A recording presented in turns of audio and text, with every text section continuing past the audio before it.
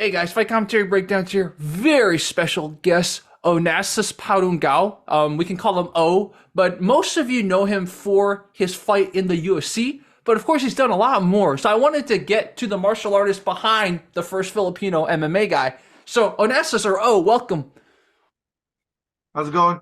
It's good, man. And to viewers, what we were just talking about before I started recording was that O had his father in the Navy, so he'd move around a lot. And as you know, when you move around, one of the things you have to do is establish yourself. And I know that too. I did that, except my last time moving around. I decided to be nice the last time, and of course, I didn't have fun in high school. So I'll turn the mic over to Onassis. Whenever you get to a new place, you know what I mean? When you're kids, high school and stuff, people are like, who's this? And it's kind of like two toughest kids in the schoolyard. Sooner or later, you put up or shut up.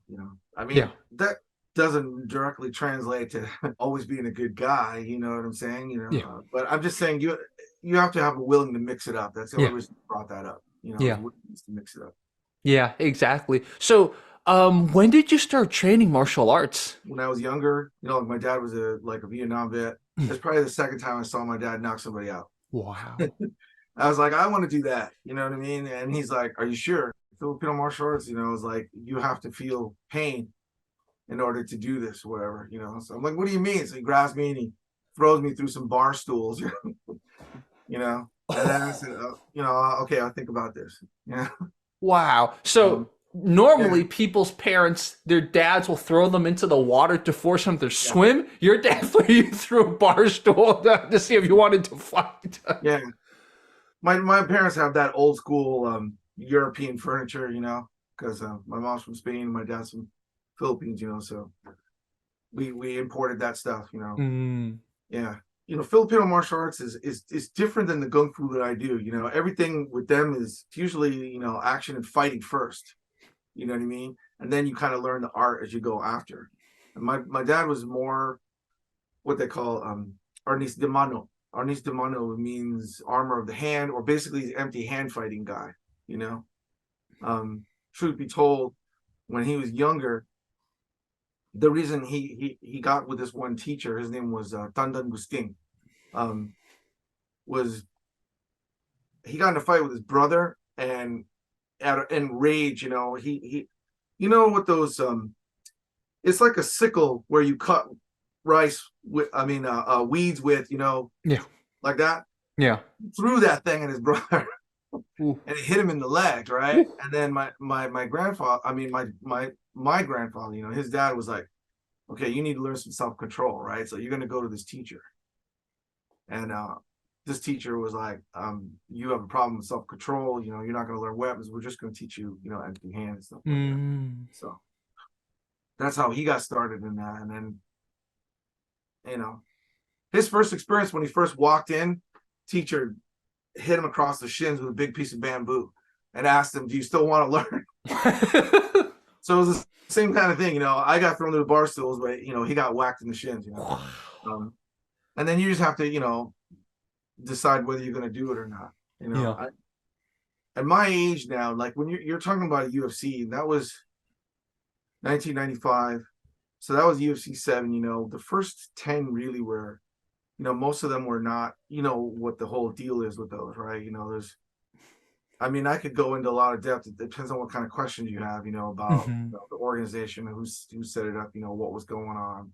You know, I have my own personal opinions. You know what I mean? Hmm. What was happening back then was new. You know Yeah. what I mean? And that was 30 years ago for me now, almost. Anybody that thinks I'm the same person, I'm not the same person I was. I'm still willing to scrap. I'm in my 50s now, and I still consider myself strong. Like I feel like I'm in my 30s. Most men probably too much bravado. But yeah, you have to be willing to get out there, and mix it up. Hmm. It's just different. Yeah. I have I feel like I've improved a lot. You know, back then, I was just young and just basically fighting off guts. You know, um,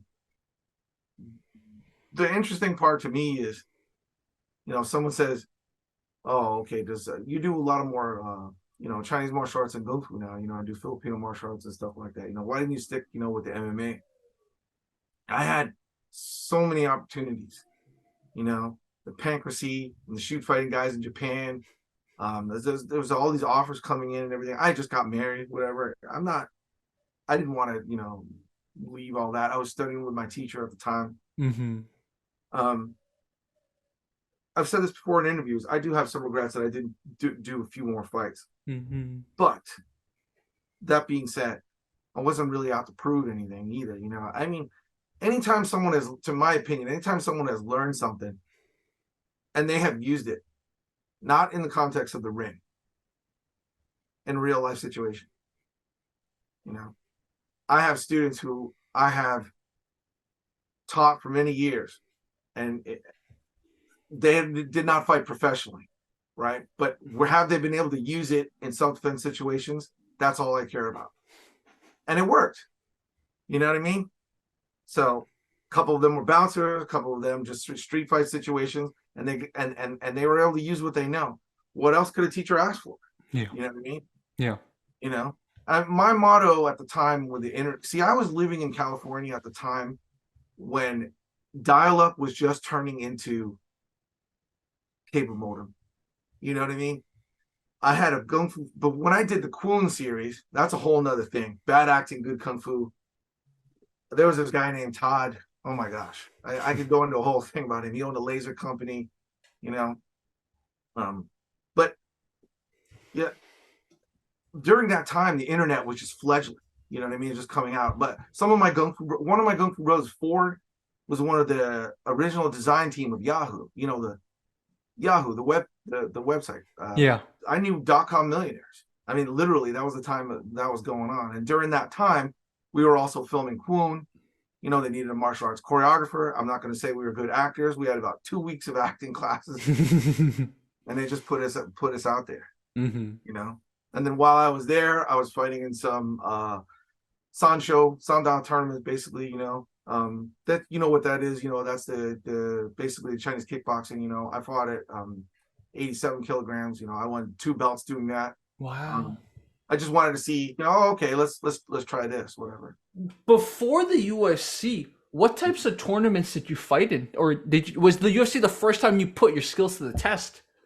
No, I was pissed off that I was fighting in karate tournaments and really upset. I'm sure you heard this before that, you'd be fighting a point tournament and the guys would scream, "Kia!" You know what I mean? And then the dude didn't even touch me.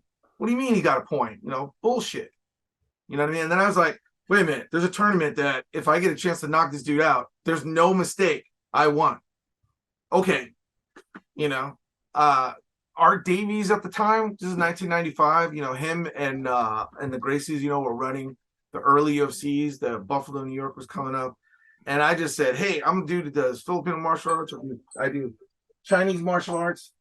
Sorry. And give me a shot. You know what I mean? I was just young and dumb and foolish enough to do it. So, and they were like, believe it or not, out of like 5,000 applicants, you know what I mean? We'll pick you, What made me laugh was there was no weight classes at the time. So everybody in the tournaments were, over 6 feet. Most guys were over 200 pounds. I do believe the smallest guy, or one of the smallest guy. I definitely was under 200, and during the fighters meeting in Buffalo, okay, I'm trying to push my way to the front, and there's fighters going there. Hey, you don't belong up here, And I'm like, I'm one of the fighters, And they're like, oh, excuse me, let him pass. You know what I mean? Yeah, that's crazy. Wow. And so for viewers who don't know, this was before there was any gloves that was required in the UFC. So you fought him bare. You didn't even wrap your wrist. You fought him completely bare knuckle. Yeah. There's nothing. The only really two rules was no biting and no eye gouging. You could hit in the nuts. You could do whatever pressure points. Yeah. Actually, I've never really talked about that too much. I learned a lot of lessons.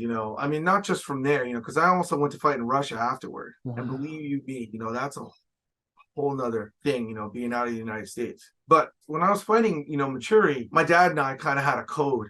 You know what I mean? He was basically just yelling numbers at me, and just telling me what to do, like it looked for a while. The fight went on for like almost 5 minutes, but it was only because I was attempting to do what he was telling me to do, Oh. which was putting pressure on his, so you can take your knuckles. See, adrenaline is a hell of a drug. I hate to quote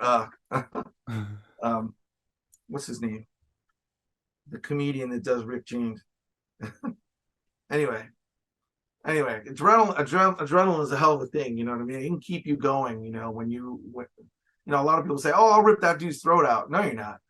UFC early on proved, you can't just rip someone's throat out. People will grab you by the neck, and as soon as you tighten your neck, with all your muscles and sinews, whatever, it's not easy to do. If you're laying there completely like asleep, or vulnerable, you know what I mean? You can't defend yourself. Yeah, someone with a strong grip could walk up to you and probably crush your windpipe. But if you're ready for it and someone grabs you, it's not easy to do.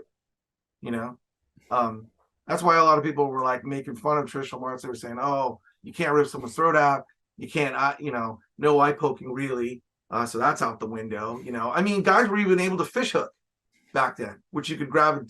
And why would you want to stick your fingers in someone's mouth? I wouldn't, because someone could bite you. Even if they claim it was on accident, So it was a lot to learn. And when I was fighting with Maturi, and he's a nice guy and all, but he had really greasy, he had this long greasy hair, and he claimed to be like some boxer guy, he's bigger than me. But he ran across the ring. I've hit so many dudes with a front kick like that. I don't know if you watch. And I apologize for only having. I mean, back then, the full tournament schedule was you had to fight 3 times in one night, and then there'd be the championship. So I think you'd have to fight 4 times by the time or is it 3? I'm not sure. But basically, it's brackets, right? So you have to fight multiple times in a night. So another strategy is you must conserve energy. You don't want to wear yourself out when you got to, I learned that when I was in wrestling, I was co-captain on a state championship wrestling team. Wow. You know what I mean?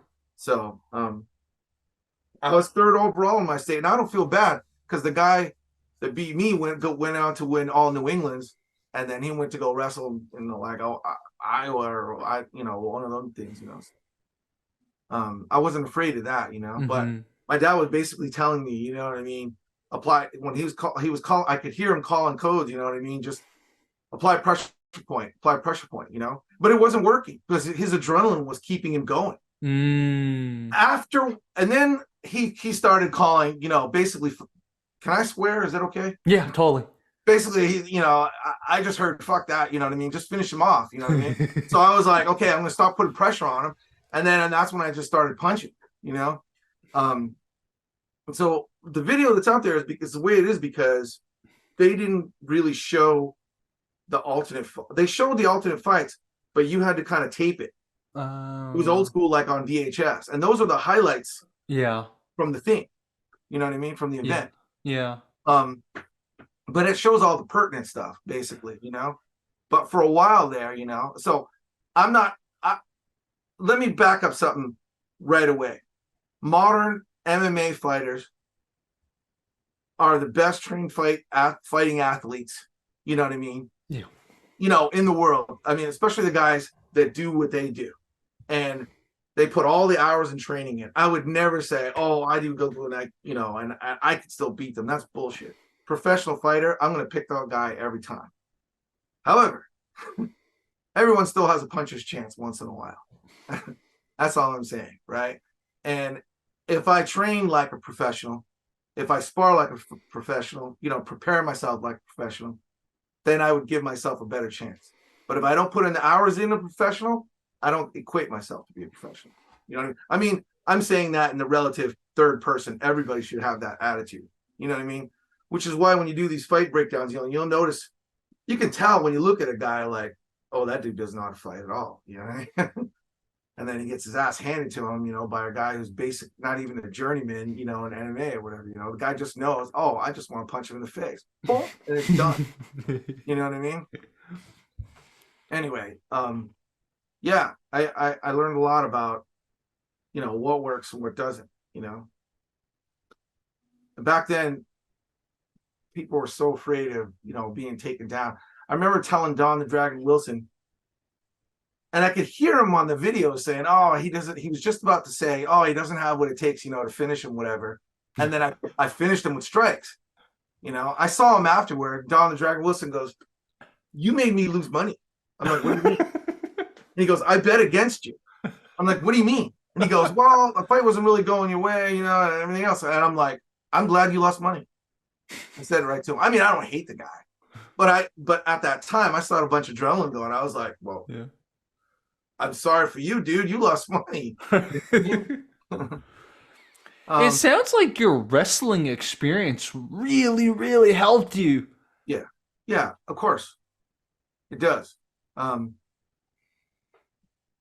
is ranges. You know what I mean? Yeah. You got your long, your short, your stand-up grappling, and then your, I don't consider that. I'm not going to say trapping. I'm just going to say stand-up grappling. Yeah. And then go right to ground, whatever. I'm Did the not UFC and afterwards, did they call you a kung fu guy or a Filipino martial artist? What did they call you? Like, what type of style they label you? They said I did both. Oh. And kung fu a little bit. Yeah, but I think most people considered me like a Filipino guy because I wore a shirt that said Filipino. Yeah, exactly. You know what I mean? But all I cared about is, fist to face. That's it. Yeah. Instant, you know what I mean? So you were what's called like an alternate or runner up? Is that what they made you? The way the alternates work is if someone got hurt in the main brackets, then the alternate would take that spot. Oh. But the alternates had we had our own brackets. We had to win our own fights to be given the privilege to be able to even have that opportunity. Oh. So that's why I had to win my fight, and some of the alternates had to win their fight, and then we would have been given an opportunity. That makes sense. That makes sense. So basically, if one of the main people got hurt, then you would have had another fight after that one that we all saw. Yes. I see. Yeah. So I was, part of your strategy when you may have to fight 3 times in a night is conserving energy. Yeah. You know what I mean? It's different now. Professionals now, you know what I mean, is the weight class. They have more rules. There's gloves. You know what I mean. Your hands a little bit more protected. Yeah. When I fought in Russia, Baishev, the first Russia guy I fought, I did this uppercut and I hit him right in the teeth. Ooh. With bare knuckles right here. And I mean, I looked into my knuckles, whatever, and it was like, it's like you could take the edge of a credit card and just insert it inside that little part of the knuckle. You know what I mean? Because that's where his teeth went in. Oof. So his teeth didn't get knocked out. No, because I don't know. I hit it perfectly where it was strong. They didn't bend forward or backward. It just was weird like that. Wow. Then on my next fight, it was just my hand was really swollen from it. Whatever. Go out there and do it. Yeah. And you won the one against Baishev, so. Yeah. Again, just like when I was in wrestling, Ricardo was the winner of the whole event. And let me tell you, man, I mean, don't ever let anybody say that mafia stuff and all that betting and all that stuff. I mean, all that stuff is real. The guy that ran the tournament, I don't want any repercussions on that, but the guys that ran the tournament, there were like 7 buildings in Moscow. Wow. They were like school Sambo schools. Oh, David Rudman, that's his name. David Rudman. He is, if you looked him up, top 5 most celebrated martial artists from Russia. David Rudman. You probably find him in the top 5. I mean, he's an amazing martial artist, and he got his start. I think he did maybe Krav Maga. I think he did like judo, karate, and all this other stuff. But he was a Sambo guy. Oh, I found him. Yeah, David Rudman found him. Yeah, and he actually let me borrow his shoes because no kicking was allowed unless you were bare feet. I don't want to be bare feet. He let me borrow these leather Sambo. Yeah. Shoes. Seemed like a real nice guy, but probably guys like him. He probably taught what's his name, Putin. Yeah. Putin did Sambo. Yeah. Putin knows how to flip people and do Sambo. Yeah. But interesting thing about that is Oof. while we were there, Mm-hmm. okay, in Russia, I mean, not they I don't even think I told my wife this, but I mean, they offered us prostitutes. Ooh. You know what I mean? Of course, I did not partake. You know, Yeah. you know. But I was like, this is kind of like a movie. You know, Yeah. we're in a bar and they just lined up all the ladies. You know what I mean? And they're like, Wow. you know, like Yeah. no, not before the fight. No, that's no thank Exactly. Exactly. Wow. you. Yeah, How much bigger was Ricardo than you? He seemed to have like 60 pounds on you at least. it's all closer to 100. He's 6'8". Ooh. Yeah, yeah. He's big. He's big. I didn't really train to fight someone that big. You know what I mean? I mean, most of the guys I was sparring, I was doing a lot of sparring in San Jose, with my own kung fu guys, some taekwondo guys, and some guys that knew how to grapple. You know, that's what I had at hand. Yeah. You know what I mean? Um, and it was 1995, 96, or whatever. So, you know, the revolution as it is now, which is long over, where everybody understands Brazilian Jiu-Jitsu, everybody understands a little boxing, a little kickboxing, a little Muay Thai. Yeah. That didn't come in play yet. You know what I mean? Different time. Yeah. You know, Yeah. whatever. And so, was it after this you decided, okay, I'm just not going to do this MMA stuff anymore? And you sort of, I remember you said you did a little sign out afterwards, but Yeah. yeah, so you just like MMA's not for me.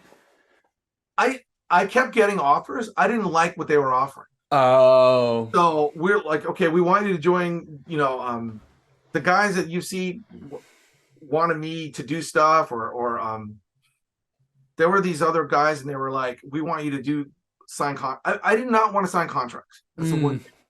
Don't hold me down to contracts. Yeah. I don't like it. And some fighters nowadays, I don't know if you've seen, but they don't like the way the contracts roll. Yeah. And the fight money back then was a lot different than it is now. I think it was $5,000 per fight. Ooh, that's nothing. I know. Wow. I know. That's all. I got paid in $100 bills from Moscow. And Wow. 1995 was the year that the $100 bill changed over. I didn't even know if those bills were real. Oh. I had thousands in $100 bills. And I was at home in San Jose going, hey, I need to buy gas, or I need to buy a vacuum cleaner, or I need just trying to launder that money. It turns out they were real. Okay, good. But I had no idea. And I wasn't about to tell the mafia guys, you know what I mean? This is real. Yeah. Everywhere we went when we were going around Moscow, we had 2 bodyguards with us, and I knew those dudes were packing and stuff. One of the fighters I was with, on the first day we arrived in Moscow, had all the stuff stolen out of his room. Oh He's an no. American, so he had American jeans. And this was 1995. Moscow at that time was different. You know what I mean? Pair of American jeans in the city on the streets would have probably sold within the first 20 minutes. Wow. So Wow. Yeah. So eventually in your journey, you started doing more Tai Chi stuff, right? yeah, I was Hung Gar, if you understand, or the Mandarin, Hung Gar, but Hung Gar is a 5 animal system, and I know the opinion that a lot of modern day guys, Kungfu guys, I mean, modern day fighters have, Kungfu guys, but I want to say something first. I was a fighter before I became a Kungfu and martial artist. I wasn't just some Kung Fu guy that says, oh, I wanted to do this. You know what I mean? So I did fighting first.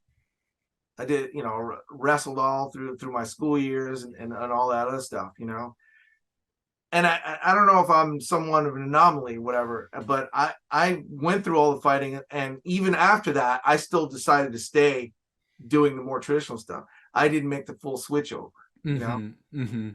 I mean, if I roll guys now and they're like, you're really strange the way you move, I mean, like, I'll usually, when guys are like, they try to, if I roll, I'll do whatever I can to get up. you know. And I'm not talking about gi rolling. Gi rolling is different. When you roll with gis, they can grab you and they can hold on for dear life.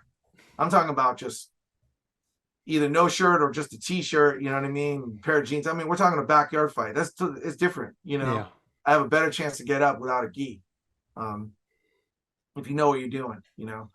A couple of easy defenses, you know how to control your hips, know how to try to minimize, you know, how they control you and just get up, you know, because I'd rather fight for my feet, you know. I'm not saying by any means I can take anybody doing that. I'm just saying I know what I'm good at.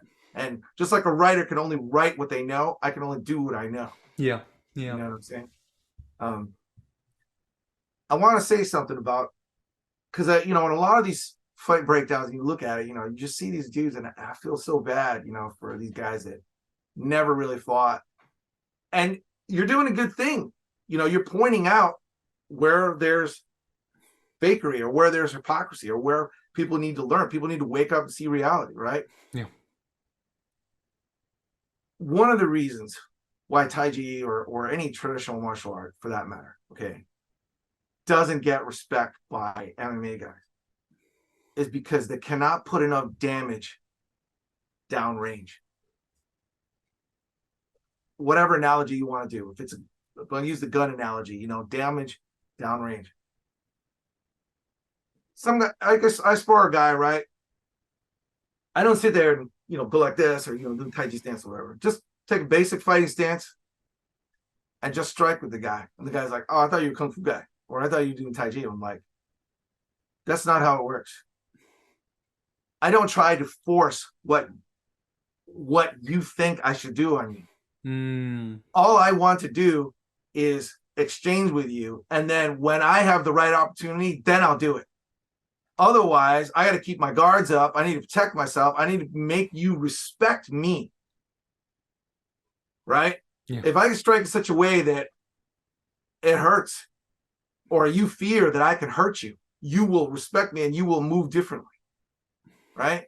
You look at like Su Xiaotong, you know what I mean? When he fights these I hate to say it, these wimpy guys, you know what I mean? He has zero respect for their ability to hurt him, and it's completely obvious, right? But whenever he has gone with any guys who know how to strike, you know, what has he said? He's like, oh, those guys hit hard. You know what I mean? Oh, he got more respect for those guys, you know what I mean? Gives them a little bit more, you know, breathing room, whatever. Oh, you give me a little bit more breathing room, or you're cowering or covering up because I'm effectively striking. All of a sudden, my other options open up, and then Kungfu and Taiji comes out. You know what I mean? It's like Hung Gar, the base animal behind Hung Gar is tiger. It's a 5-animal system, but it's tiger. How does tiger work? Tiger is not something that you lead with. Fu Jiao doesn't lead. It comes out afterward. And it's just like the real animal, right? The real tiger waits and ambushes, or it's an opportunistic hunter, right? Now, lions are completely different. Lions will chase shit down and then they'll kill it, right? But a tiger is like, oh, you didn't even, you know, people talk about tigers and there's a village, right? There's footprints and then the dude is missing. And then the next day they're like, what happened? They're like, tiger got somebody, right? So what do? Like, you know, if you're doing Wing Chun, if you're doing whatever, you know what I mean? I'll just do something simple. Pop down. I just hit a guy a couple of times and be like, what is that? You're not using tiger. I thought you did Hung Gar, whatever. And then when he doesn't like being stung, he may try to reach out and grapple with me because he doesn't like that I can hang with him at that level. Oh, he reaches out. Now I can apply a lock. Now I can apply a sweep or throw, whatever. And then, oh, now you're doing it? Like, yeah, I'm not going to sit. You can't use complicated movements against float like a butterfly, sting like a bee, right? Muhammad Ali is the worst nightmare for a traditional martial artist who wants to create a stick point. You know what I mean by stick point? In Taiji, guys are always trying to create a stick point. Usually they'll say something like, if you don't move, I don't move, right? What they really mean is, if you don't give me energy, I will not follow you. I won't respond, you know? Then the second phrase in that is, if you move faster, I arrive first. So what do they mean by that? usually it doesn't mean supernatural tendencies.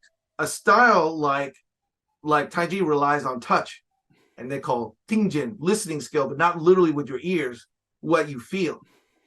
Ironically, all the wrestling guys, the MMA guys, the Brazilian Jiu-Jitsu guys, are all using tingjin anyway because their body is the stick point. Think about it. I'm a Tai Chi guy. I have my hand on you. I'm sorry if I'm being too animated or whatever. I'm just. Oh, I love this. I love this. This is perfect. Please be more animated. Okay, so what I mean by that is like, I reach out and I touch some guy's hand or I touch his forearm, right? If I'm really good, that hand will betray him if he tries to hit me with his other hand. That's how you use tingjin, right? Well, when your body is grappling next to another person, right, you have even more surface contact. So ironically, the guys that are a grabber making fun of Tai Chi doesn't realize that he's using Tai Chi or the listening part of Tai Chi. Yeah. You know what I mean? Yeah. So in that aspect, anybody who's really okay, I went to Chen Village not because I wanted to learn Tai Chi, just simply because we spent a couple weeks with Shaolin, then we went to Beijing, and then when we were over there in that part, we're like, oh, let's go to Chen Village. Holy shit. I said, this is not Tai Chi. At that time, this is like 1998, okay, when I went. And at that time, I'm almost exclusively Hung Gar. I didn't really start my Tai Chi until 97. And then I said, this is not Tai Chi. What? There were people, okay, young people, like 7, 8 years old, and they were doing like karate stances and like doing punching and like hitting bags and stuff. I said, that's not Tai Chi. And then 10, 11, 12, next age bracket kids, they got the Swai Jiao jacket. You know what I'm talking about? Yes. And it looked like a judo class. They were like throwing each other down in the dirt. And they were just nailing people, right? And then slightly older kids in another area, like mid-range teenagers, were striking. And these guys were around 16, 17 years old. I met two guys from the East Coast that were there. There was one guy from New York, one guy from Puerto Rico, and they were all bruised up. And I said, what's up? What, you guys are Americans, how's it going? And they're like, oh, it's great. We're here. We're learning, whatever. And I'm like, why are you all beat up? And they said, well, we finally figured out how not to get hurt. And I said, what do you mean? And he goes, well, we just back up. We just back up the entire time. Like, what do you mean? When they reach out and you reach out, if you try to give them any forward energy or whatever, they either dump you on your ass or they strike, sweep, lock, or throw you, and then your ass is handed to you. So when they were first learning, they're just backing up. And then the oldest age bracket, unbelievably, after all that years of kick ass, they're doing the Chen style forms. Oh. So think about it. They spent all their younger years doing the kick ass part. And then it's only when they're older, that you see that's when you're seeing like with the white, silk uniforms and stuff. Now they're sitting there, doing their Tai Chi and stuff like that. And I was like, oh shit. You could see it in their eyes. They spent a lot of time in their youth punching, kicking, sweeping, locking, throwing, messing around in the dirt. And then they do it like that, And then I was like, oh, okay. I'm looking at Tai Chi totally differently now. You know what I mean? Wow. So that's a very interesting progression. I mean, I had assumed that a lot of their training would be almost reminiscent of what you would consider striking and grappling training. But the last part where, okay, they get to a certain point, then they're doing the forms. I didn't know about that. Now, that is pretty fascinating. Yeah. Tai Chi is hard to learn. Every great person that you've heard about in Tai Chi before was a fighter before they learned Tai Chi, usually. Yes. That's the thing, is when you ever hear about any of those legends, look deeper in the legend of the guy that was doing Tai Chi or whatever internal style, and you find out, oh, well, he used to kick ass when he was younger doing this. Yeah. But nobody just learned forms only, and they were a good fighter. Yeah. Right? Yeah. The name So that comes to mind, the guy who founded Yang Taiji, Yang Luchang, yeah, he's the yeah, perfect example. Like that guy got into fights all the time. yeah, And so yeah, like he was a dude who could throw down whether he had Tai Chi or not. Like yeah. that's a perfect example. So I get it now. I see what you're So talking about. and then what does he do? He goes to Chen Village and he gets permission. He's got to be persistent because they didn't. He had to ask many times. They have a little village hut in Chen Village there that says this is where he stayed. You know? Yeah, Wow. yeah, Yeah. The other thing I was going to say to exactly support your point, I interact with some Aikido people, right? And they say exactly what you say about Tingjin, like the Tai Chi version, but with Aikido. Like if you look at the best grapplers, they naturally have Aiki energy. It's the yeah, same exact yeah, thing, yeah, the same exact analogy. yeah, yeah. The point I'm trying to make, I mean, what anybody new trying to do this though is a lot of traditional guys, they might hit once and then they stop because they're practicing self-control. That can be a detriment. And I'm saying this from a point of view, there are a lot of people out there right now that are learning skills that they probably shouldn't. I mean, there are a lot of knuckleheads now that know how to basically throw a rudimentary rear naked choke on somebody and you can kill somebody. Yeah. And so with all this knowledge, people are looking shit up on the internet and YouTube, whatever, someone, it doesn't take that much to get some rudimentary skill. And Kungfu is a little harder, there's an art, there's a little strategy to it. You don't just go in there blindly, do it. I mean, when I say Kungfu would get more respect if people would concentrate on putting a little bit more offense downrange first. You know what I mean? Problem is, I probably spend a little bit. If I'm spending half my time on health, right, half my time on stretch or whatever, time on stretching, or a third on health, third on stretching, or just ling gong, right, just basically building up my body, and only a third on fighting, and then my opponent is spending 100% of his time on fighting. You know what I mean? It's 3 against 1. I mean, 1/3 against a whole. You know what I mean? Yeah. When it comes to fighting, Yeah. that doesn't mean one necessarily is worse than the other. But if you're only a forms guy, don't say that you can fight. Yeah. Be truthful. Yeah.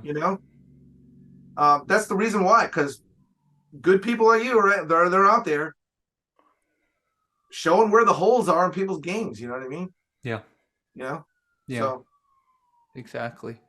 Yeah. So what about the evolution of Hung Gar? Where's that? Like, how did you come into contact with Hung Gar? Where is Hung Gar now in the world? Like, what is the standard Hung Gar training regimen like?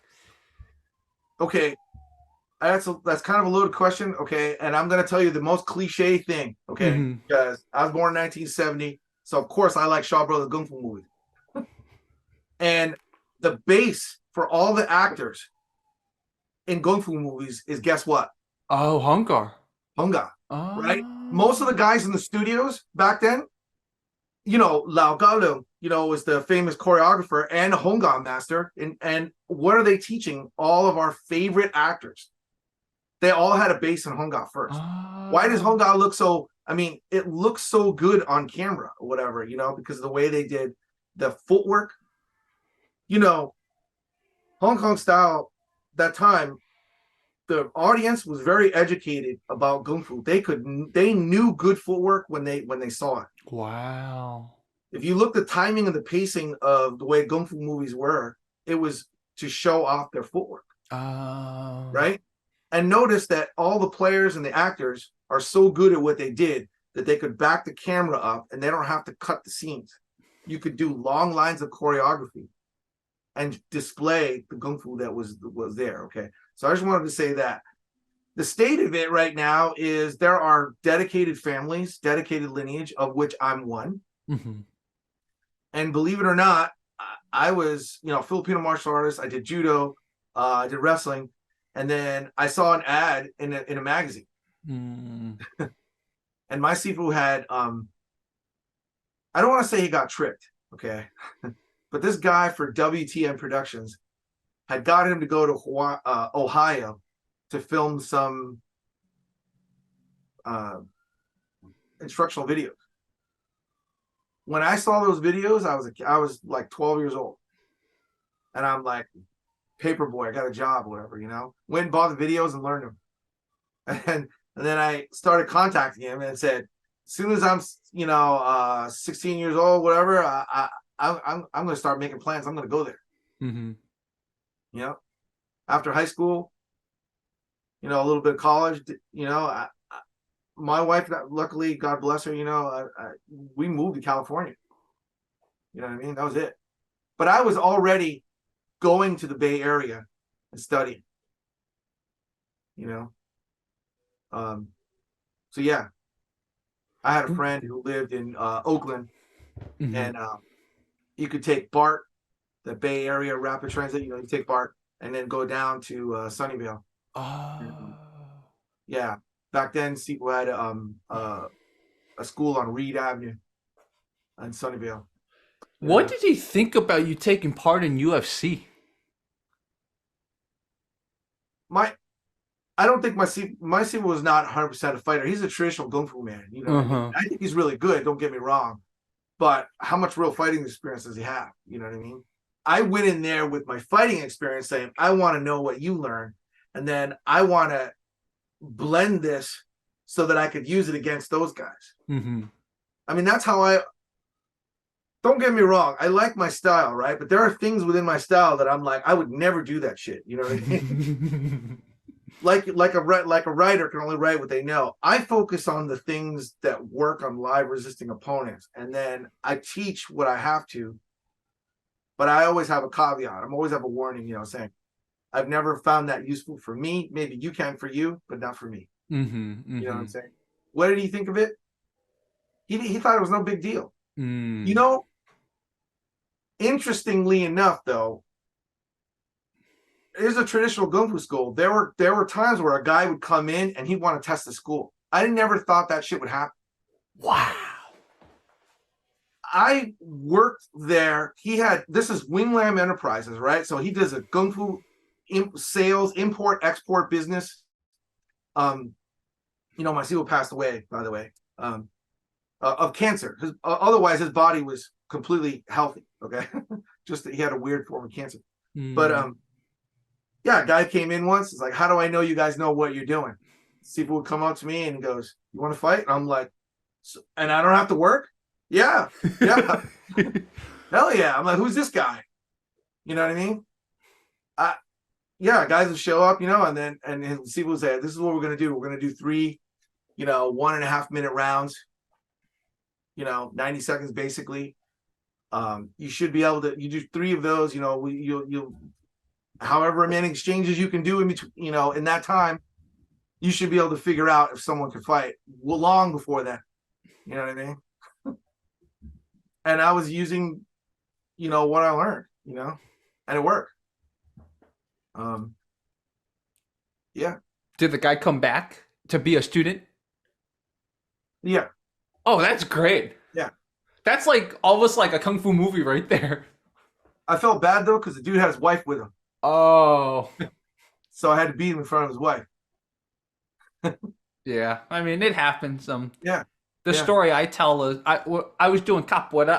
I have braces, so I was doing capoeira for a while, and it's just dancing. But one time some dude kicked me. I'm like, oh, you want to take this a next level? So I gave him a little bit of pressure, and he crumbled. He fell to the ground. Yeah. And then I turned around and I saw his 2 kids were there. He's probably trying to show off to his kids, but I'm like, you can't kick someone just to show off to your kids. So were you in the middle of a Jenga when he hit you? We're in a Jenga. Yeah. And normally you don't hit each other. And then he kicked me. And he, just to be funny, he kicked me to show me I would have gotten hit, which I would have known. And I was like, So, we all have like stories like this, like just like I didn't. In my defense, I didn't know his kids were there. It was after I turned around. I was like, "Oh, his kids are there." Sure. Right. And I still I still go back and forth about it. I've talked to many friends about this. Some are like, no, you did the right thing because, he can't be just kicking anyone. If you guys Right, aren't actually hitting each other in the Jenga, he can't be kicking anyone. So he did the right thing by sort of right, enforcing the rule. And then sometimes I'm like, yeah, but his kids were there. Oh, I don't want to traumatize his kids. So I know how right, you feel, kind of. right, right. Yeah. So it sounds like about Hung Gar, a little bit. I mean, you heard of it obviously before. Yeah, Um, so how I heard about Hung Gar is that there are claims that Bruce Lee, before he discovered Wing Chun, he learned a little bit of Hung Gar. yeah, there's pictures of him, making a Fujao and all the other stuff. It kind of looks, TV showy. You know what I mean? And it kind of makes sense because both his parents were, stage film actors, so he probably learned more of that kind of choreography, Hung Gar Yes. martial Yeah. art. Right. I'm kind of so my Sifu was a mutt. He learned basically from 3 different Hung Gar Sifus Oh. around the world. Obviously, I would get in trouble if I said this out loud. Okay. No, but you have different lines. You know what I mean? But I'll put it this way. I live on the East Coast. My parents live on the East Coast. My dad retired in the Navy. At the time, what was offered for Hung Gar was in Boston. There was Wu Sifu, and he was a Lumzhou line. Okay. There was Yi's Hung Gar in New York. Okay. And on the West Coast, there was all kinds of stuff, right? So my Sifu just happened to be one of over there, and I had a friend, relative, so to speak, who lived fairly close in the Bay Area. So that's why I chose that. Besides, it was something cool, different. I'm going to go to completely the other side of the country, go to California. As an East Coast kid, I don't want to just go to Boston and New York. That's not that far away. You know what I mean? I'm here in Connecticut, So that's why I went where I went, And, I was authentic lineage and all that stuff. But when I meet the other families, they're always like, this guy's kind of weird because he's a mutt. You know what I mean? Those guys, some of the guys are what they call very, like the New York guys say, they're all square mind. You know what I mean? Because they do their one thing and they follow their rules, whatever. But when you're a mutt, you'll do whatever. You know what I mean? Yeah, exactly. Do you think the majority of the Hung Gar community, they're more square, or is there kind of innovation still happening within the different lineages of Hung Gar? The only guy I openly, because I consider him a really good friend, is I would say Don Hamby out of Los Angeles area, Southern California, because I can say this with all confidence. Not only is he a big dude, but he can back his shit up. Oh.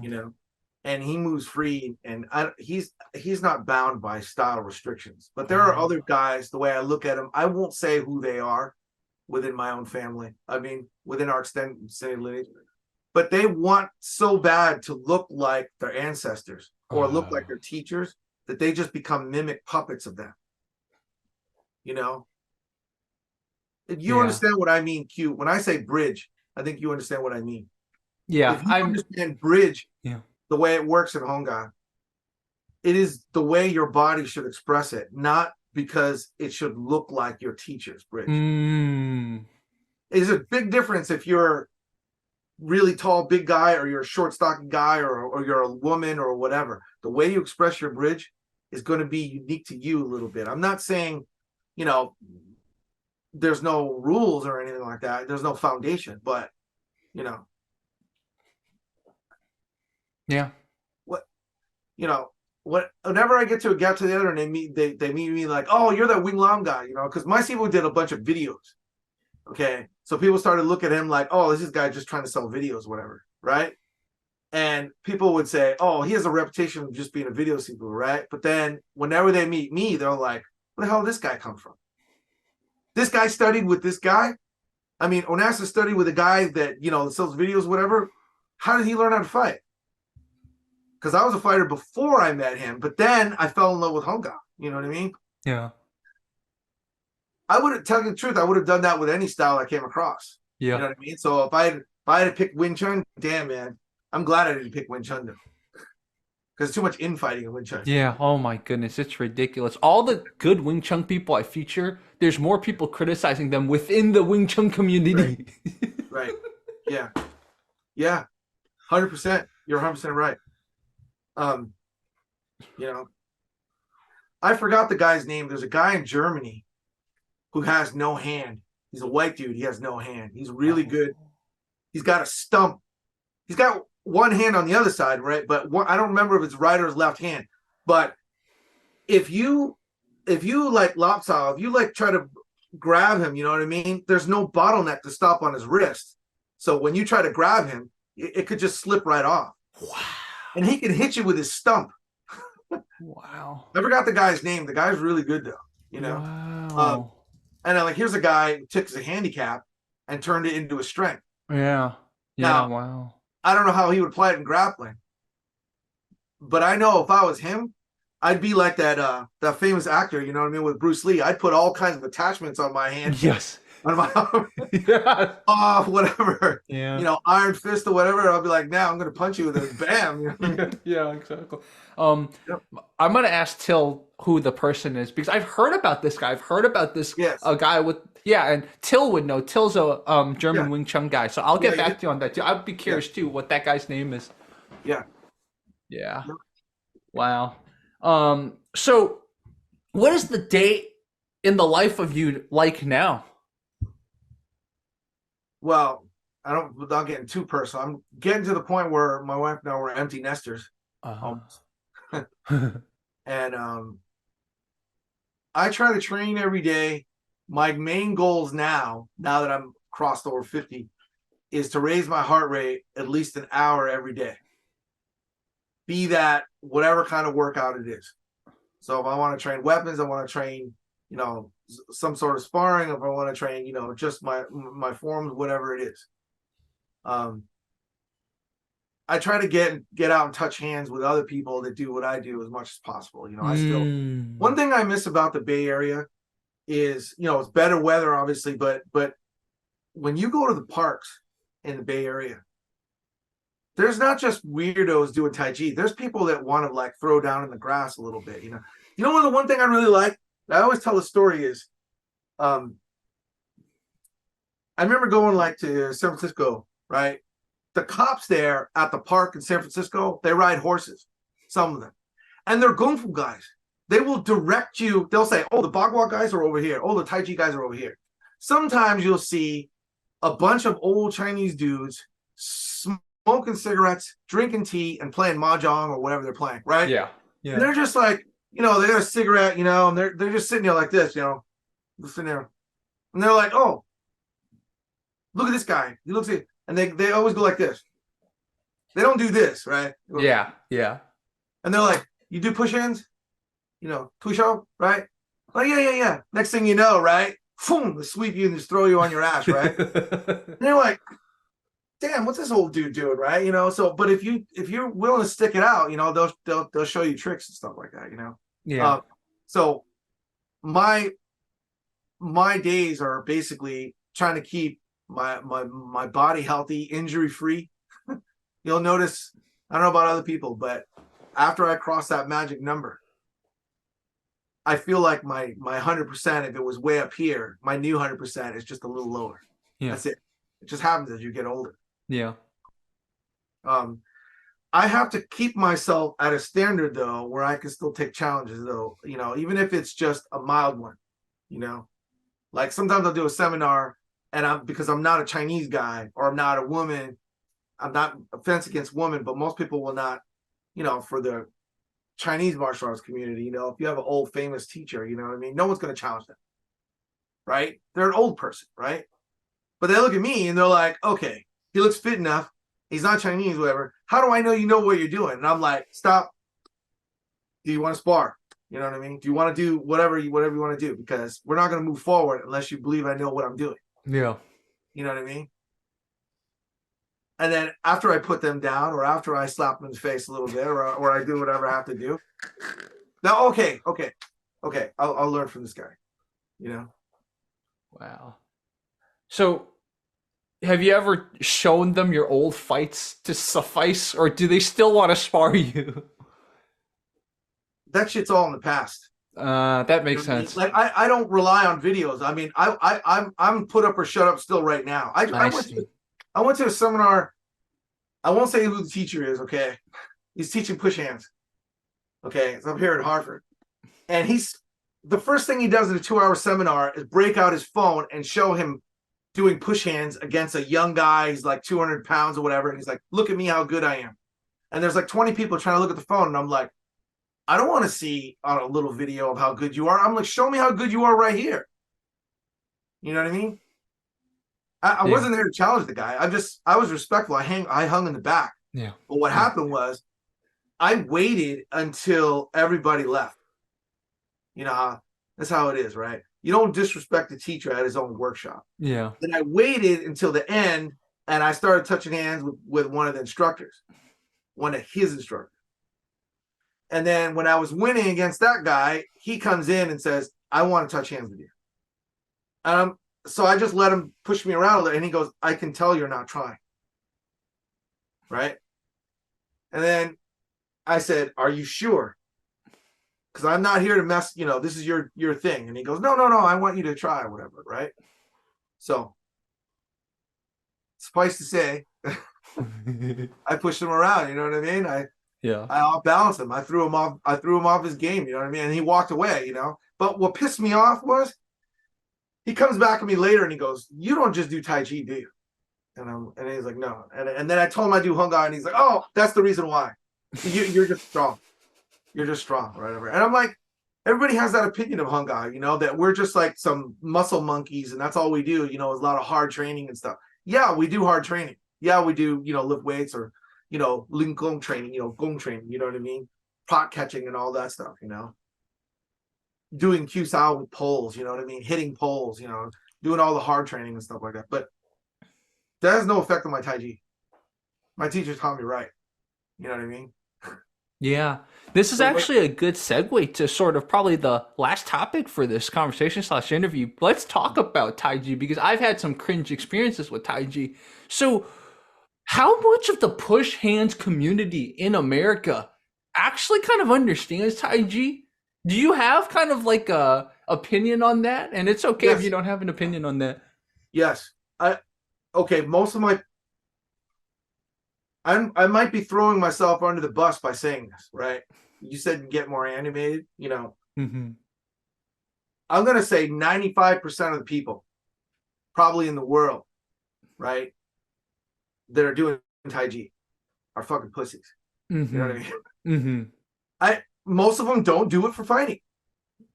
That's not well known as a fighting style, but it's called Tai Chi Chuan is Grand Ultimate Fist. That fist, that character denotes a martial skill. It is not fistful of flowers, fistful of money, fistful of people. It means skill, And I recently went to Tampa Bay Martial Arts Retreat. I want to throw in a shout out to those guys in Tampa.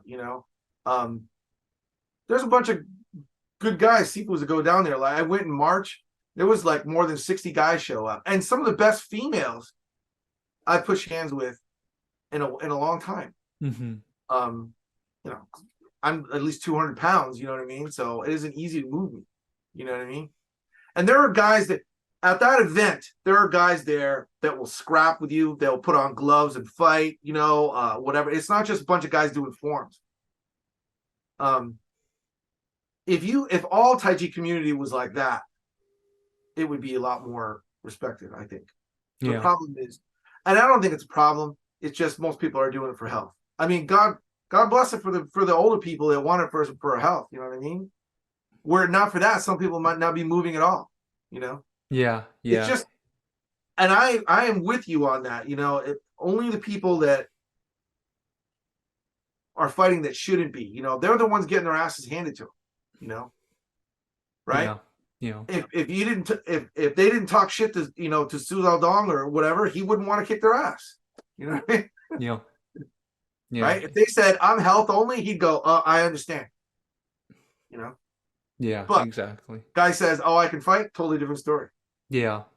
And what really got Shu especially mad at some of the so Chen Xiaowang and Lele, the first guy he fought, Lele, is because he could tell not only were they claiming they could fight, they legitimately faked footage. Like Yeah. Lele had a watermelon that was already broken, and then he hit it, and then through editing, he's like, "Oh my god, I broke through the watermelon skin, and the inside's cracked." And then Choi Xiao Wang, according to Xu Xiaodong and the strongman he push hands with, the strongman actually like really threw Chen Xiaowang. They redid it to tell the strongman, hey, just play along, and then they aired that part. Right? So Yeah. like that's what pissed off Xu Xiaodong is that it's not just okay, they claim they can fight, but they actually like fake stuff. That's like against the martial artist creed.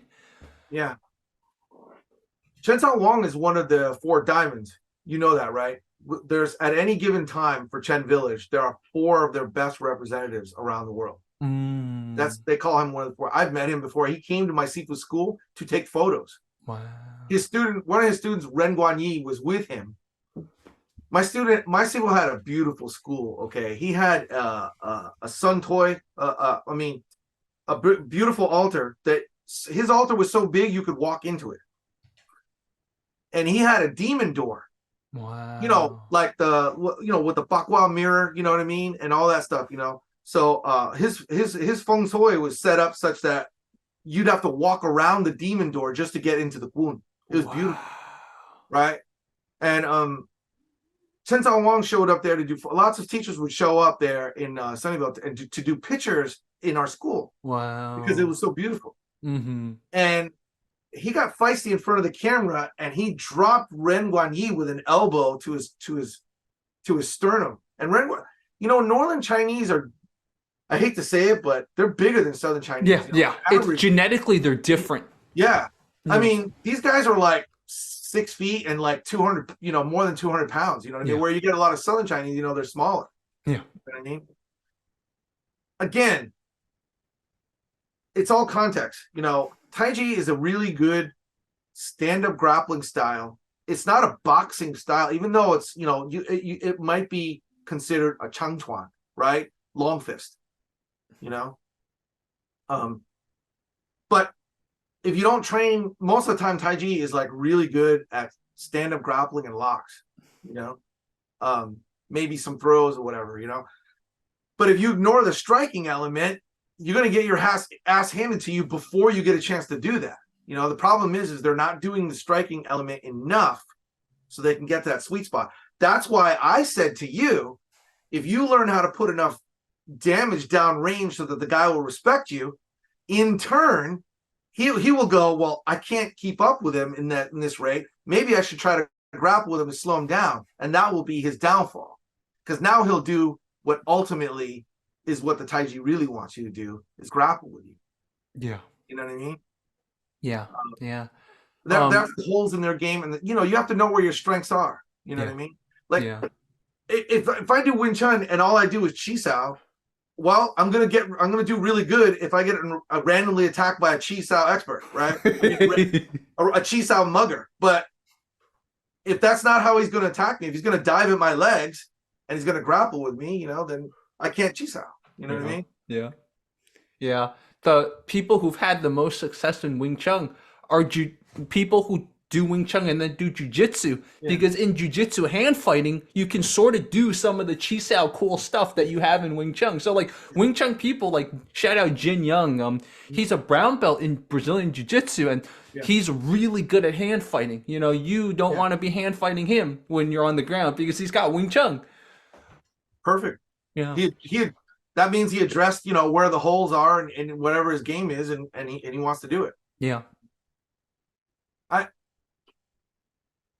When you call bullshit on guys, or when guys call bullshit, it's probably because they deserve it. But if guys actually do the hard work, there you go. Yeah, and that's why I like featuring people like you. Or I wish Jin were back. Jin went to Alaska, so he's not making videos anymore. But it's just like a lot of times, unfortunately, and I think that's why Xu Xiaodong ultimately had to go and fight Lele. Lele was the loudest Tai Chi guy for a while. I mean, he was on CCTV. He was on the national, the biggest TV channel doing BS.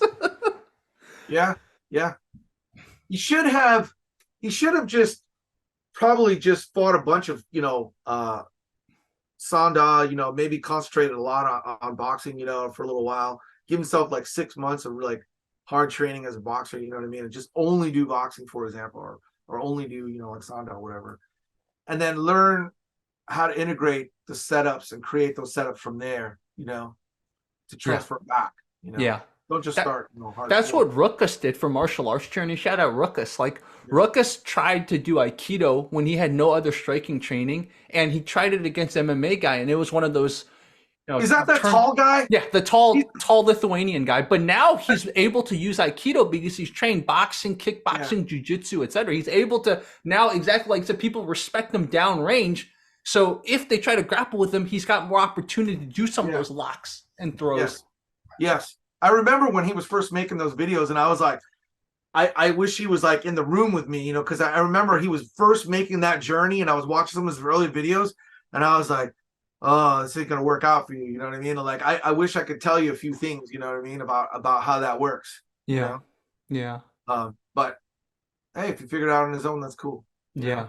yeah, exactly. And I think he's still learning, but Yeah, I think he's made a lot of progress. Like seeing how he performed in this really cool event that he put on, and there were moments where it's like he gets grabbed, and you can tell he knows what it's like to get actually grabbed with pressure. And right. then he's like, "Oh, okay, now I can use my Aikido." Whereas before, you saw in that sparring video, he was grasping at straws, trying all these things, wrong ranges, wrong timing, wrong everything. Yes, yeah, 100%. You're right. Yeah. So I guess my last question for you is what is any super big plans or any kind of big projects you're doing these days slash maybe the next 5 years, etc. You know, no, I mean, I'm living peacefully, you know what I mean? Hmm. My grandfather was a good martial artist, you know. Um, and he said, if you can walk out your front door, breathe fresh air, and know that, you know, no one's after you, you know, the police is not after you, you know, you don't owe a lot of debt, you know, you're free and clear, you know what I mean? Harmony of mind, you know, that's a blessing, that's a good thing, you know. So Yeah. that's really where I am. I mean, like, I have been wanting to do a bunch of projects, and I don't mean to make this as an excuse, but I'm at that stage right now where my parents are really elderly, and so Mm. I'm helping to take care of them, and I'm just kind of like in a holding pattern right now because my parents, you know what happens, that they become like the children, and then we become the parents, Yeah. and I'm in that stage right now. I don't really have time to do the things I want to do, like Hmm. Hmm. um, I want to film. I don't know if you've seen, but I filmed a bunch of videos on YouTube, you know, Yes. demonstrating about Hung Gar, you know, and or Tai Chi and stuff like that. I Yeah. haven't made any videos for a while simply because I'm constantly fielding problems from my parents. You know what Yeah. I mean? Yeah. It's not an excuse. My parents are a blessing. I'm going to say that on video right now, but I'll get to it when I get to it. You Yeah, know? exactly. Yeah. But maybe that's kind of something you and I could do in the future. I mean, you said you live in the Harvard area, right? I like that area. So, No, I live in Connecticut. oh, Connecticut. Yeah. Do you Do you live know near New Haven? New Haven is west of me? Uh-huh. So I live near the border where Connecticut and Rhode Island are near each other. Place Mystic. Everybody knows where Mystic, Connecticut. So have you ever heard of like Foxwoods? You know, like the casino. Oh. I don't know. So where I live is exactly 2 hours to New York, 2 hours to Boston. I'm like dead center in between. So if you look at Wow. Mystic, Connecticut, it's right there. And by the way, if you're ever down, man, you know, come by. You know what I mean? Like we'll hang out. You know, my Yeah. treat. You know, Yeah, like I was gonna say maybe one day I'll come and we can film some stuff. I would love yeah, to, whatever you want to film about Hung Gar that hasn't you haven't filmed yet. Let's film it for you. Let's do it. yeah, That okay. should be fun. I intend to do more. I get questions all the time. You know what I get a lot of is how come you need to put out DVDs.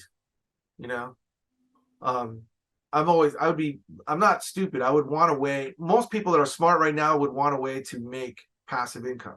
Yeah. You know what I mean with passive income. Yeah. Income that's being generated while you sleep. I mean, Yeah. that's what smart people do. You Yeah. know, but I'm not exactly pretty enough to go on OnlyFans, so I'm not going to do that. Yeah.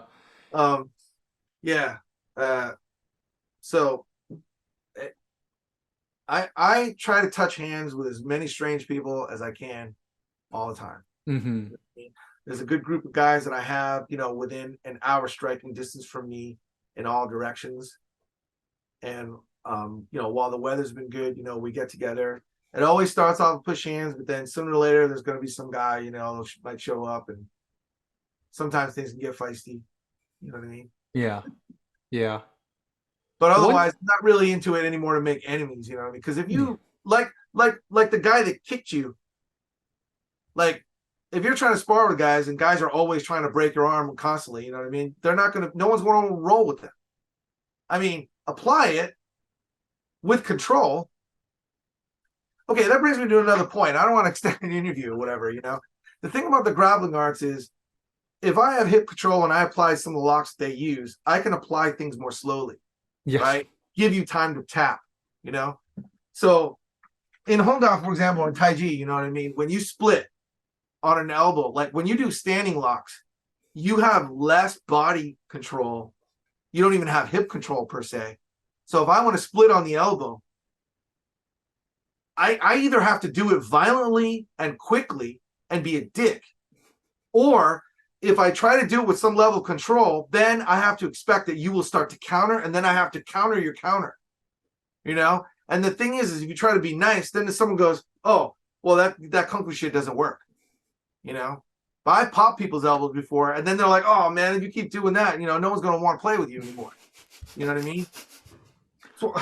So you're stuck between a rock and a hard place. Yeah. You know what I mean? Yeah. It's messed up. Yeah. It's we could show any of that stuff if you want to. You know what I mean? Yeah, exactly. This is I have more modern ways to set up shit though now over the past 30 years. And far beyond what I used to do before. Yeah. Oh, that's perfect. Most of the guys that come to me now are actually teachers that want to apply better. That's where I do my privates. Have you ever taught law enforcement or let's say people working in jails or anything like that? There was, I did, but not officially like as class capacity, individual cops came to me. One cop came to me actually, and he wanted to, his cruiser is in my driveway. Okay. First of all, your neighbors never like to see a cruiser in your driveway, no matter if the cop lives in your neighborhood. It just doesn't look good. Right. Yeah. Yeah. What this guy was totally into, he wanted to put on his riot gear, right? He wanted to run a lap around my neighborhood, and then he wanted me to go at him with like bats and other weapons and stuff like that, just so that he could like test himself what it would be like if someone was with some skill and knowledge was attacking himself. And I said, invite me to the police training academy, and I'll attack you there. I'm not going to be seen by my neighbors fighting a cop in my front yard, or in my, it's just no way. You know what I mean? Yeah. Let's do it at the thing. You know what I mean? Yeah. Then the guy had some, marital problems or whatever, and something like. I had another guy come. He was a cop. He brought his son. Same thing. I don't know why this always happens to me. He's like, my son is, he's about 17 years old. He's in high school. So my son's never been in a real fight. I'm like, okay, officer. So what do you want from me? He's like, I want you to wear gloves and I want you to fight my son. And his son is like, what the fuck? And I just basically chased him around the school and just kept punching him. And I'm like, has he had enough? And then the cop was like, no. Oh my God. He hasn't enough. You know what I mean? Wow. So he just balled up in a corner, just punching him. And I'm like, all right, now let him get up again and then keep punching him some more. Wow. After a while, he realizes, okay, you can take X number of shots. Yeah. You know what I mean? So it worked for him, Wow. A very old school. Talk about old school, like we said in the beginning. That was a very old school training. Yeah. Yeah.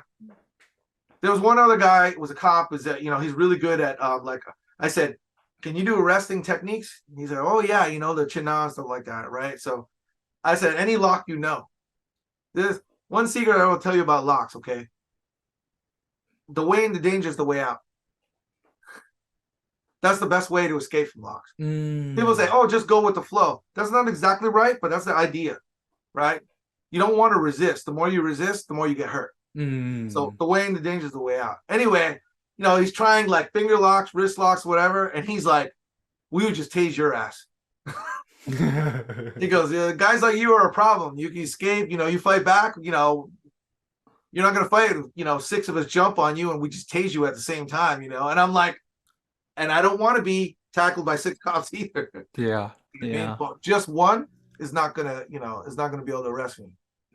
Tase me, yeah. Shoot me, yeah, but not arrest me with locks. No. Yeah, exactly. Wow. Yep. Wow. Yeah, it sounds like we got a lot more to talk about. So whether I Well, come visit you one day or we can do yeah, another talk in the future, if there's any topics you yeah. want to talk about, feel free to let me know and we can devote another talk just to any specific topic. Well, that's what I want to kind of ask you was like, 'cause I didn't really get to ask you anything, but I mean, like, Mhm. are you actually open to like the more traditional stuff, or because I always viewed you Yeah. as like a guy who's like centered on modern reality, exposing fakery. Yeah, I guess that's what shines on my channel, but I always want to. I mean, why did I learn capoeira? Yeah. I always want to learn stuff that has tradition. It just the two systems I really want to learn, Hung Gar and Choi Fu. I mean, you told me you gave me that one school in the LA area that I wrote down. So I'll check them out. But like, yeah, Hung Gar and Choi Fu are the two kung fu systems I've always wanted to expose myself Look, to. I look up Don Hamby. He's a huge dude, right? Yeah. And he studied under Sifu Buksam Kong. Mm-hmm.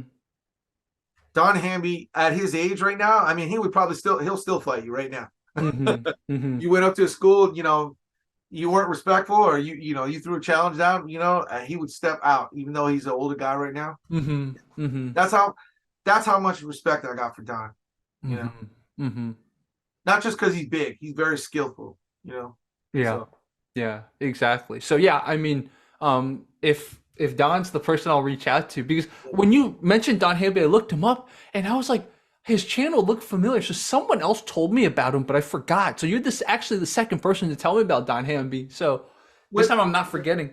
he was at a Wong Fei Hung uh, event in China or whatever, and some guy challenged him. Oh my goodness. And at first he thought it was just like light sparring, and then the guy tried to land some shots, and then he's got big arm. He's throwing the this is a this is a pow toy. This is an earth casting punch. It's like an uppercut, but your fist is like this right here. Oh. He hit the guy right here. Just boom. Ooh. I think he chipped the guy's teeth, or the guy chipped his teeth, or whatever. You know what I mean? And his arm is like a log. You know what I mean? Because he's a Yeah. huge guy. So I Wow. mean, who'd be stupid enough to challenge Don anyway? Yeah. It just seems. Yeah. Well, That's he's looking just. to make the guy was looking to make a name for himself. Of course, of course. If I can knock out this super big dude. Yeah. Yeah. Well, because me and Don Hamby was a guest star on the. Okay. Keep in mind, if you watch these movies, please drink some beer or something else first. Get yourself a little drunker. But it's called Kwon, Kwon. You know what I mean? We did three movies in the series, and Don is one of the guest stars on it. So I'm one of the choreographers, and I'm also one of the actors on the show, or whatever. And I was so excited to have him on the show.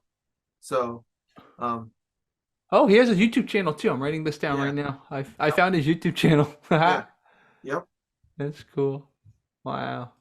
I Cool. do. Yeah. So, potentially, if I start like maybe next time we can do a talk where I can ask you more Hung Gar specific questions because I just have never really been exposed to Hung Gar or Choi Fu. So these are the two systems that I've just always been fascinated by. So like if I start really delving into these systems, maybe we can do one like more technical type of talk where I kind of ask you get your opinions on 100%. stuff like that. I'm not a Choi foot Sifu, but I'll tell you some differences between.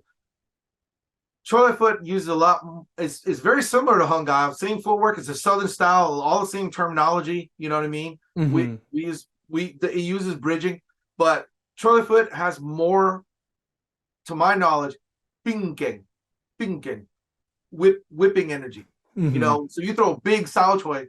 You know what I mean?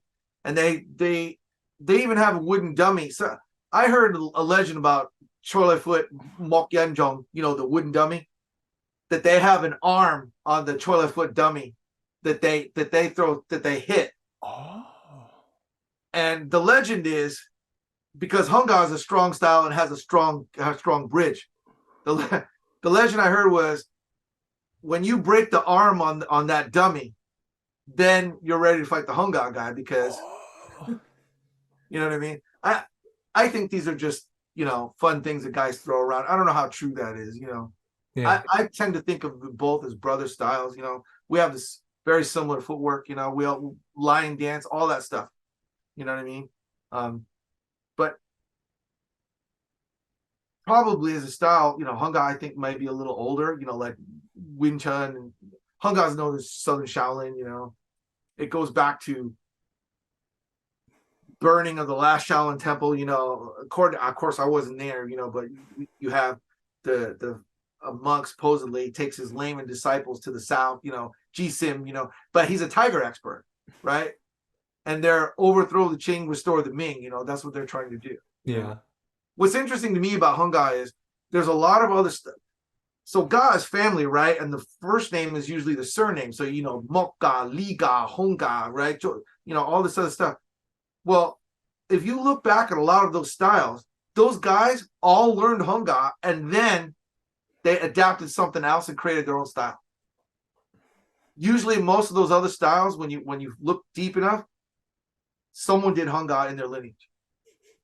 That was another reason why I wanted to learn Hung Gar, because if it's so close to Southern Shaolin, why not just learn that? You know what I mean? So Yeah, exactly. Anyway, you have to recognize there are things that are kind of Buddhist, like if you just block someone and then double palm strike, that's not really, you can shove someone down, but that's something that a monk might do just to run away, right? Like someone reach out to grab you and you just block their hands and then just shove them down. You're not really hurting them. You might push them back.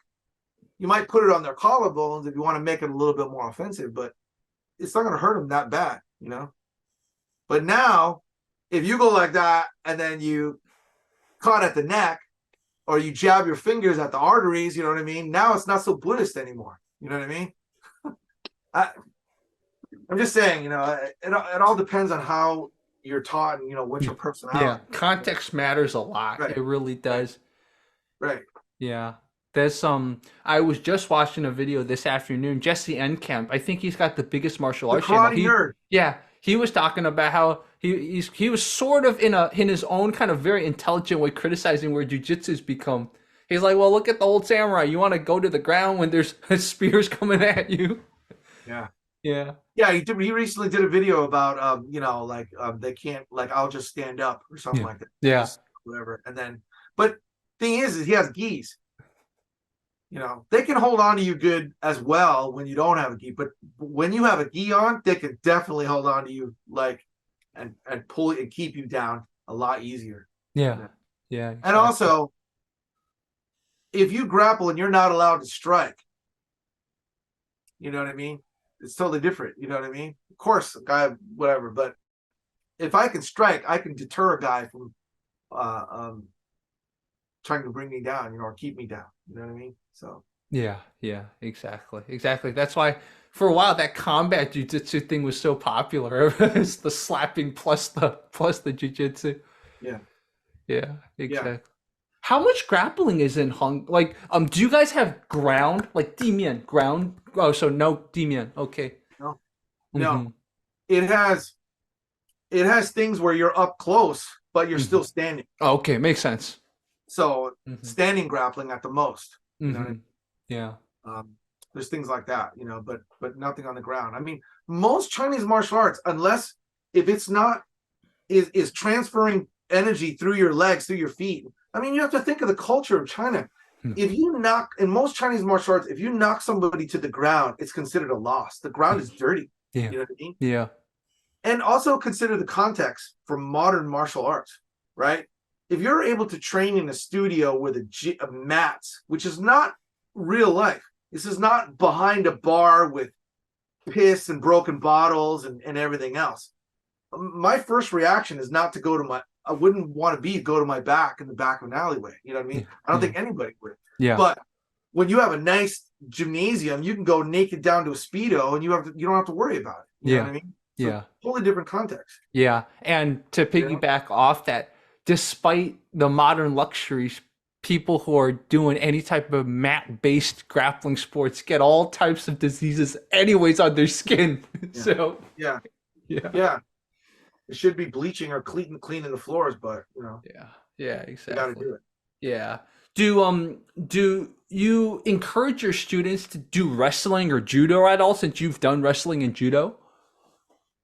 The ones that want to pursue fighting. Makes sense. I see. That's the key nuance. I also teach at the YMCA, and so I got a bunch of seniors.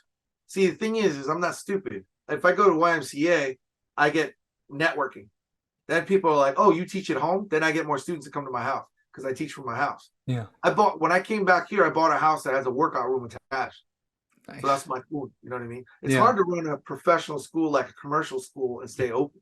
Yeah. You know, Yeah. but you can make decent money. You know what I mean? I report everything at the end of the year. Yeah. Yeah. Yeah. But you can make decent money. You know, just having people come to your house. Yeah. Exactly. Even Chris Howder, Combat Base, he has his house has a like a jujitsu mat garage. So even he does it, and he's one of the Dirty Dozen jujitsu. So Yeah, it's very smart. It's very smart to if you can set it up in your house, they come to your right. house. Yes, Yeah. I know. There's a lot of guys doing that. Yeah. Yeah. Especially nowadays, post 2020, the nobody wants to go to the office. And nobody, like, yeah. Right. Yeah. Right. Exactly. Wow. Cool. Well, I think this is a good stopping point. I think we Okay. talked about good stuff, and dude, Yeah. let's keep in touch. You have me on Facebook, and Yeah. if I can give you my number too, but also actually, this is the one thing I forgot to mention. Shout out Enrique Armani Rodriguez. He's the student of yours that told me about you. Okay. Yeah. So shout out Enrique. So I finally dug up his name. So he's the one that gave me your contact. So he said he's my student. I think so. I think he I've had a lot of students over the year. I don't know if Yeah. I remember teaching him. Oh, okay. Maybe he's just a fan. I know him by association, but Oh. not really that he's my student per se. Oh, okay. I see. Throw him under the bus or call him whatever. Okay. I If see. someone says they're my student, I want them to have some sort of, I don't want somebody out there saying, "Oh, they're my student," then they get their ass handed to them. Oh, makes sense. Makes sense. So maybe he's just he knows you and he knows you're cool. So maybe I misinterpreted what he said, but he basically gave me your contact and said you're very cool, so I should reach out to you. So either way, shout out Enrique, but I might be wrong. Yeah. Great, good personality. Whenever I talk to him, good guy. But, Yeah. Cool. Awesome. Cool. Well, guys, right. This was Onassis Parungao, and then he'll be back one day. All right. Respect. See you guys. Thank you.